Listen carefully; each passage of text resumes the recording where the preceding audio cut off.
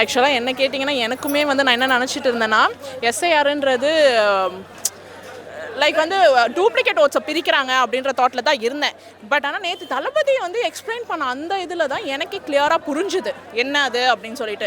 So அவங்க என்ன சொல்கிறாங்க ஆக்சுவலாக அப்படின்னா, இப்போ வந்து ஓட்டையே வந்துட்டு போட விடாமல் தடுக்கிறாங்க அப்படின்றதும் ஒரு சைடு இருக்குது. ப்ளஸ் வந்து பொய்யா வந்து நிறைய வாக்குகள் உருவாக்குறாங்க அப்படின்றதும் இருக்குது. ஸோ வாக்கு பொய்யா போடுறதையும் நம்ம தடுக்கணும் ஒன்று ஒரு பக்கம்.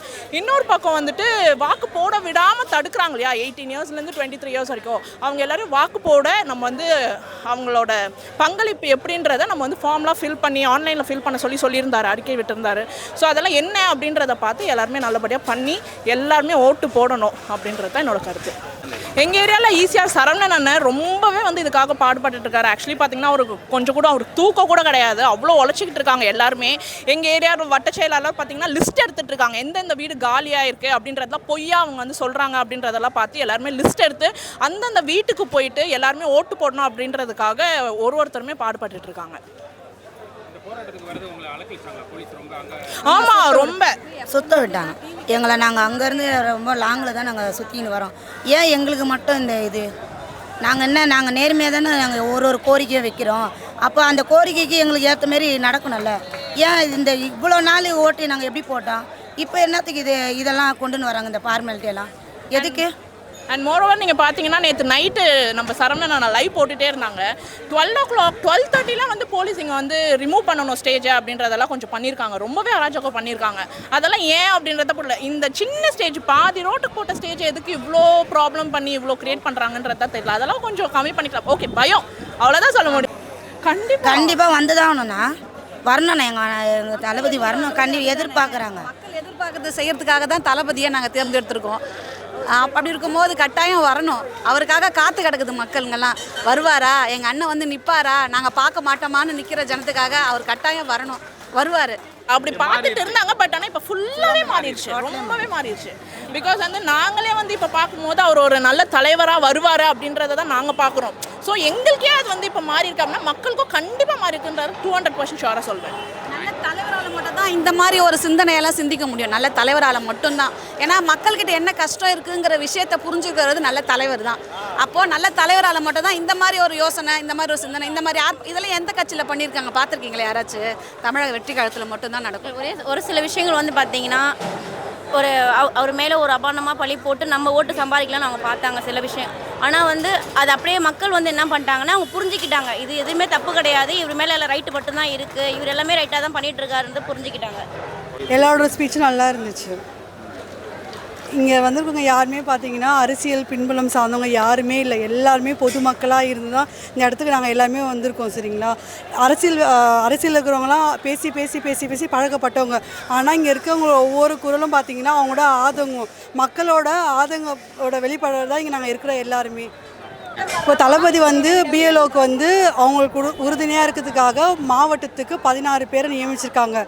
நியமிச்சவங்க கூட சேர்ந்து நாங்கள் ஒவ்வொரு தோழர்களும் நாங்கள் உறுப்பினர்களாக சேர்ந்து நாங்கள் அவங்க கூட சேர்ந்து நாங்கள் ஒர்க் பண்ண போகிறோம். பொதுமக்களுக்கு வாக்காளர்களுக்கு உறுதுணையாக இருந்து அவங்களுக்கு தேவையானது எல்லாமே நாங்கள் என்ன ஃபார்ம் ஃபில் பண்ணுறதோ அவங்களுக்கு என்னென்ன டவுட்ஸ் இருக்கோ எல்லாத்தையுமே கிளியர் பண்ணுறதுக்காக அண்ணன் மூலிமா நிறைய 16 பேர் மாவட்டத்துக்கு 16 பிஎல்ஓவை அறிவிச்சிருக்காரு. இப்போ நாங்களாம் வந்து பார்த்திங்கன்னா வடச்சென்னையிலேருந்து வரோம். நிறைய பேருக்கு வந்து பார்த்திங்கன்னா படிக்காதவங்க நிறைய பேர் இருக்காங்க. 2002 இருக்கவங்க டீட்டெயில்ஸை வந்து இப்போ கேட்குறாங்க. இப்போ இருக்கிற டெக்னாலஜியில் வந்து பார்த்திங்கன்னா அது எடுக்க முடியாதா? அப்போ இருந்த டீட்டெயில்ஸ் தானே இப்போ அதை வச்சு தானே இப்போ எடுத்துகிட்டு வந்திருக்காங்க. 2002 இருக்கிற டீட்டெயில்ஸை நீங்கள் அப்ளை பண்ணுங்கன்றாங்க. அப்பாவோடது தாத்தா பாட்டி அவங்களாம் 60 ஏஜ்லாம் இருக்கும், அவங்களோட டீட்டெயில்ஸ் கேட்குறாங்க. இந்த மாதிரிலாம் ஏகப்பட்ட விஷயம் இருக்குது.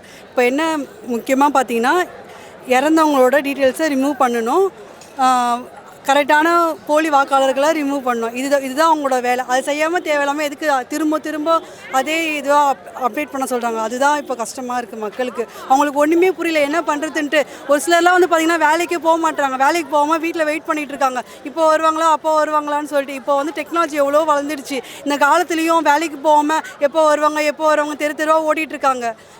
அது வந்து பார்த்திங்கன்னா மோஸ்ட்லி வந்து பார்த்தீங்கன்னா டிஎம்கே ஆள் வந்து கூட வந்துட்டுருக்காங்க. பார்க்க போனால் அவங்க தான் வந்து இது தேவையில்லைன்னு சொல்கிறாங்க. எதுக்கு அப்படின்னா டிஎம்கே ஆள் எதுக்கு இது கூட வராங்க? அதுதான் டவுட்டாக. இப்போ எனக்கு தெரிஞ்சே பார்த்தீங்கன்னா அரசாங்க ஊழியரில் இருக்கவங்க மோஸ்ட்லி நிறைய பேர் வந்து டிஎம்கே ஆளே இந்த டியூட்டியில் இருக்காங்க. எங்கள் வீட்டுக்கு வந்துன்னா எனக்கு தெரிஞ்ச அளவுக்கு தெரிஞ்ச பர்சன் வந்து டிஎம்கே ஆளே இதில் டியூட்டியில் இருக்காங்க. நீங்கள் தானே வந்து இது வேணான்னு சொல்கிறீங்க, முக்கியமாக வேணான்னு சொல்லிட்டு அப்புறம் உங்கள் டிஎம்கே ஆளுங்களே இந்த டியூட்டியில் வந்திருக்காங்க. இந்த போராட்டத்துக்கு ரொம்ப அழைக்க விடுதாங்க, உள்ள சரியாக விடல. ஆமாம், கண்டிப்பாக. இப்போ நாங்கள் வந்து பார்த்தீங்கன்னா நாங்கள் வந்தோம், எங்கள் இதில் வந்து கொடி இல்லாதனால நாங்கள் உள்ளே வந்துட்டோம். இங்கே கூட வந்த டீம் மொத்த பேரும் பார்த்தீங்கன்னா எல்லாருமே லேடிஸ் ஜென்ட்ஸ் நிறைய பேர் பைக்கில் வந்தவங்க எல்லாருமே திருப்பி விட்டுட்டாங்க. எதுக்கு இந்த மாதிரி பண்ணுறீங்க? எஸ்ஐஆர் வேணான்னு நீங்கள் தான் சொல்கிறீங்க, வேணான்னு நீங்கள் கொண்டு இதுக்காக தான் நாங்களும் வந்திருக்கோம். எதுக்காக எங்களை இந்த மாதிரி சுத்த விட்றீங்க எங்களுக்கு தெரியல. அதுக்கு ஒருவேளை நாங்கள் டிவி கேன்றதுனால எங்களை சுத்த விட்றீங்களா? நீங்கள் மட்டும் போராட்டம்னா உங்கள் பர்சன் எல்லாமே கரெக்டாக வந்துடுறாங்க. நாங்களும் பொதுமக்கள் தானே, நாங்களும் ஓட்டு போட்டு வந்தானே, உங்களை முன்னாடி ஓட்டு போட்டு வந்தவங்க. இந்த மாதிரி நீங்கள் பண்ணுறப்போ உங்களோட அப்பட்டமான இது வந்து எங்களுக்கு தெரியுது. எங்களை எதுக்கு இந்த மாதிரி கஷ்டப்படுத்துறீங்க? நீங்கள் என்ன கஷ்டப்படுத்தினாலும் டிவிக்கே 2026 ஃபஸ்ட்டில் வரும். அதே மாதிரி மக்களுக்கு புரிகிற மாதிரி நல்லா எடுத்து சொல்லியிருக்காங்க. இதுக்கு மேலேயும் மக்களால் புரிஞ்சிக்க முடியலன்னா அது நம்ம எதுவுமே சொல்ல முடியாது. மக்களுக்கு என்ன வேணுமோ என்ன தேவையோ அவங்க என்ன அளவுக்கு புரிஞ்சுக்கணுமோ, இது வந்து சாதாரண பாமர மக்கள் கூட அவங்க பேச்சு மூலயமா தெரிஞ்சுக்கிற விஷயத்த தான் அவங்க சொல்லியிருக்காங்க. எல்லாருக்குமே புரிகிற மாதிரி தான் சொல்லியிருக்காங்க. அதனால எல்லாருக்குமே புரியும். எல்லாரும் தெரிஞ்சு 2026 தளபதிக்கு ஓட்டு போடணும்னு நான் கேட்டுக்கிறேன். நல்லா இல்லைன்னு சொல்லலைன்னா இன்னும் செய்யலாமே. அவங்க இப்போவும் வந்து என்னன்னு சொல்றது, அவங்க இல்லை இல்லை பெண்களுக்கு பாதுகாப்பு சுத்தமாக கிடையாது. சரிங்களா? நம்ம தினமும் ஒரு விஷயங்கள் பார்க்கும்போது நமக்கே தெரியுது. நிறைய விஷயங்கள் பெண்களுக்காக தான் எதிர்ப்பாக தான் நடந்துட்டு இருக்கு. அதுக்காக எந்த ஒரு முன்னெடுப்பும் அவங்க எடுக்கலை. எல்லாத்துலேயுமே வந்து ஒரு முட்டுக்கட்டையை போட்டு தான் நிப்பாட்டுறாங்களே தவிர்த்து அதுக்கான தீர்வை இன்னும் எதுவுமே வெளியே கொண்டு வரலை. அதை செஞ்சாலே அவங்க ஓரளவுக்கு முன்னெடுத்து செய்கிறாங்க அப்படின்னு மக்களுக்கு ஒரு நம்பிக்கை வரும். அந்த நம்பிக்கையை சுத்தமாக இவங்க கொடுக்கவே இல்லை. சரிங்களா? அப்புறம் எப்படி மக்கள் வந்து அவங்கள நம்புவாங்க? பெண்களுக்கே எந்த பாதுகாப்புமே தரமாட்டீங்க. முக்கால்வாசி பெண்களுக்கு தான் பாதிக்கப்படுறாங்க. அவங்களுக்கு எந்த ஒரு இதுவுமே செய்ய மாட்டீங்க. ஃப்ரீ பஸ் நாங்கள் கேட்டுமாண்ணா, எங்களுக்கு வானவே வேணாண்ணா, ஃப்ரீ பஸ்ஸே வேணாம். எங்களுக்கு பஸ் டிக்கெட் விலையை குறைங்க. ஃப்ரீ பஸ் எத்தனை ஃப்ரீ பஸ் விடுறீங்க? ஃப்ரீ பஸ்ன்னு சொல்றீங்க. ஒயின் ஷாப்பில் ஏற்றிட்டீங்களா சார்? ஃப்ரீ பஸ்ஸுக்கு பார்த்தா ஒயின் ஷாப்பில் ஒரு பாட்டில் 250 ரூபா 300 ரூபான்னு ஏற்றிட்டீங்களா? அப்புறம் எப்படி ஒயின் ஷாப் ஏற்றின பிறகு நாங்கள் என்ன பண்ணோம்? ஃப்ரீ பஸ் எங்களுக்கு எதுக்கு? மளிகை சாமான் இல்லாமல் விடுங்கண்ணா. பஸ் டிக்கெட்டே அதிகமாகிடுச்சுண்ணா. ஒரு சாதாரண இருந்த பக்கத்து இதுக்கு போகிறதுக்கு 11 ரூபா டிக்கெட்டு. அப்போல்லாம் எவ்வளோண்ணா டிக்கெட்டு? 2 ரூபா 3 ரூபா 5 ரூபா. எப்போண்ணா வந்துச்சு இந்த இதுவே? இப்போ இந்த எலக்ட்ரிக் பஸ்லாம் நாங்கள் கேட்டோமா? எங்களுக்கு வேண்டவே வேண்டாம். பஸ்ஸை நல்ல பஸ்ஸாக விடுங்க.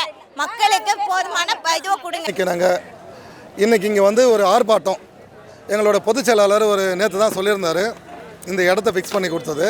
எங்களுடைய மாவட்ட செயலாளர்கள்லாம் சிறப்பாக செயல்பட்டு இங்கே வந்து நீங்கள் இந்த கூட்டத்தை நீங்களே பார்த்துருப்பீங்க. இந்த கூட்டம் வந்து பார்த்தீங்கன்னா 6 கிலோமீட்டர் 7 கிலோமீட்டருக்கு முன்னாடியே டேக் டைவிஷன் எல்லா ரோட்லேயும் போட்டுட்டாங்க. காலைல வந்து எங்களுக்கும் தெரியும், மீடியா உங்கள் கையில் கேமரா இருக்குது, இப்போ எல்லார் கையிலையும் கேமரா இருக்குது. ஸ்பென்சர் ஆண்ட டேக் டைவேஷன் போட்டாங்க, அதுக்கப்புறம் சிம்சன் ஆண்ட போட்டாங்க, ஓமந்தூரார் ஆண்ட போட்டாங்க, இங்கே வந்து சேப்பாக்கா ஸ்டேடியத்தாண்ட போட்டாங்க, இங்கே வந்து பீச் ஆண்ட போட்டாங்க. இந்த ரோட்டுக்கு வரக்கூடிய எல்லா ரோட்டையும் கட் பண்ணி டேக் டைவேஷன் போட்டாங்க. இது வந்து சீப்பை ஒழிச்சு வச்சா கல்யாணம் நின்றுற கதை, அதெல்லாம் நடக்காதுங்க. இங்கே பார்த்துருப்பீங்க கூட்டம். தளபதி வரல, மாவட்ட செயலாளர் பொதுச் செயலாளர் வந்தார். அப்படி இருந்துமே இந்த கூட்டம் பார்த்தீங்கன்னா இன்றைக்கி திமுகக்கோ அதிமுகக்கோ பாரதிய ஜனதாக்கோ காங்கிரஸுக்கோ விடுதலை சிறுத்தைக்கோ ஆர்கானிக்காக பணம் செலவு பண்ணாமல், குடி வாங்கி கொடுக்காம, ஓகேங்களா, 500 ரூபாய் காசு கொடுக்காம வேன் வச்சு கூட்டிகிட்டு வராமல் தன்னிழ்ச்சியாக ஆர்கானிக்காக இப்படி ஒரு கூட்டம் வருதுன்னா அது தமிழ்நாட்டில் தமிழக வெற்றி கழகம் வெற்றி தலைவர் தளபதி அவர்களுக்கு மட்டும்தான். அப்படி சேர்ந்த கூட்டம். இந்த கூட்டத்தில் நாங்கள் என்ன சொல்ல வந்தோன்றதை மக்கள் புரிஞ்சுக்கிறாங்க, எங்களோட தம்பிகள் புரிஞ்சுக்கிறாங்க, எங்கள் தோழர்கள் புரிஞ்சுக்கிறாங்க. இந்த எஸ்ஐஆர் சட்டம் நமக்கு என்னென்னலாம் பாதகம் இருக்குது அதை எடுத்து சொல்லணும். இதுலேருந்து எப்படிலாம் நம்ம தப்பிக்கலாம். இப்போ நம்மளோட ஓட்டர்ஸை வந்து நீக்கிறதுக்கான அபாயம் இருக்குது சார். இதில் வரான், இந்த வீட்டில் பார்க்குறான், இது வந்து விஜய் ரசிகர், இது வெற்றி கழகத்தோட ஓட்டு, ஏஜை வச்சு கண்டுபிடிக்கலாமே சார். நீங்கள் எல்லாரோட மீடியாலையும் அதான் அனலைஸ் பண்ணி சொல்லிடுறீங்க. ஃபஸ்ட் டைம் ஓட்டர்ஸே அதிகமாக தளபதிக்கு போடுறாங்கன்னு சொல்லிட்டு, யங்ஸ்டர்ஸு, படித்த பெண்கள், ஓகேங்களா, மாற்றத்தை உருவாக்கணும்னு நினைக்கிறவங்க, சரிங்களா, இந்த கேட்டகரியை அந்த ஒரு 1000 ஓட்டில் நீங்கள் ஈஸியாக பிரித்து எடுக்கலாமே சார். இப்போது ஒரு திமுககாரர் தான் அந்த அதிகாரிகளை விட திமுககாரங்க அந்த லோக்கலில் இருக்கிற திமுக பாக பொறுப்பாளர் தான் அந்த ஃபார்மை எடுத்துகிட்டு போகிறாங்க.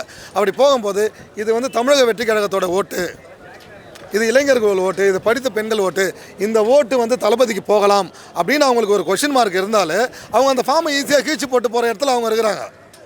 இது எங்கே வந்து என்னோடய ஓட்டு எங்கே செக்யூராக இருக்குது? இப்போ பார்த்தீங்கன்னா நாங்கள் வந்து 168வது வட்டம் சைதாப்பேட்டில் இருக்கிறோம், புரியுதுங்களா. எங்கள் ஏரியாவில் ஒரு கார்ப்பரேஷனில் ஒரு கடைநிலை ஊழியர் அவர் அந்த ஃபார்ம் எடுத்துகிட்டு வராரு. எண்ட் ஆஃப் த டே அவர் வந்து ஒரு சேர்மன் கீழே தான் வேலை செய்கிறாரு, ஒரு கவுன்சிலர் கீழே தான் வேலை செய்கிறாரு. சரிங்களா? அவங்களோட ஆர்டர் வந்து அந்த பகுதியில் இருக்கிற திமுகவினரை கூட்டிகிட்டு தான் போய் இந்த ஃபார்மை கொடுக்கணும் அப்படின்னு அவங்க ஆர்டர் சொன்னால் முடியாதுன்னு தன்னோட பாஸ்கிட்ட அவங்க எப்படி சொல்ல முடியும்? இது தேர்தல் ஆணையம் ஒரு ப்ரைவேட் செக்டாரோ ஏதோ ஒரு விஷயத்தை வச்சு இதை பண்ண வேண்டியதை கார்ப்பரேஷன் அதிகாரிகள்கிட்ட கொடுக்கும்போது அவர்களுக்கு ஓனராக இருக்கிற ஒரு சேர்மனோ கவுன்சிலரோ அவங்கள ஈஸியாக மேனிபுலேட் பண்ணலாம் இல்லைங்களா? இது நடக்குது, நாங்கள் கண்ணுக்கு நேராக பார்க்குறோம்.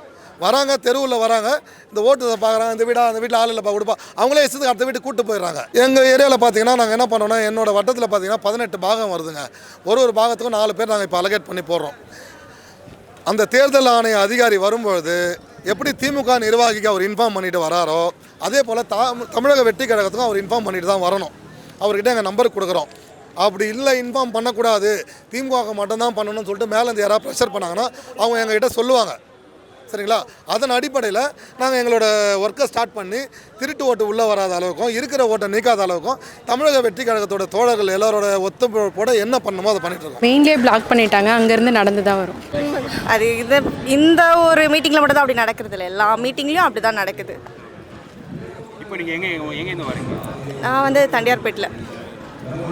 எதுக்காண்டி இந்த ஏன் எஸ்ஐஆர் எதிர்க்கக்கூடாதுன்னா, கிட்டத்தட்ட ஒரு தமிழ்நாட்டினுடைய 3/4 பங்குக்கு மேலே வாக்குகளை வந்து நிராகரிக்க போகிறாங்க, அதாவது ரிஜெக்ட் பண்ண போகிறாங்க இல்லையா? அது எந்த பேசிஸில் நடக்குதுன்ற ஒரு கிளாரிட்டியே இல்லாமல் ஒரு 1 மந்த்துக்குள்ளேயே ஒரு ஸ்டிப்புலேட்டட் டைமுக்குள்ளேயே இந்த ஒரு ஆக்ஷன் நடக்கிறது ரொம்ப தப்பு.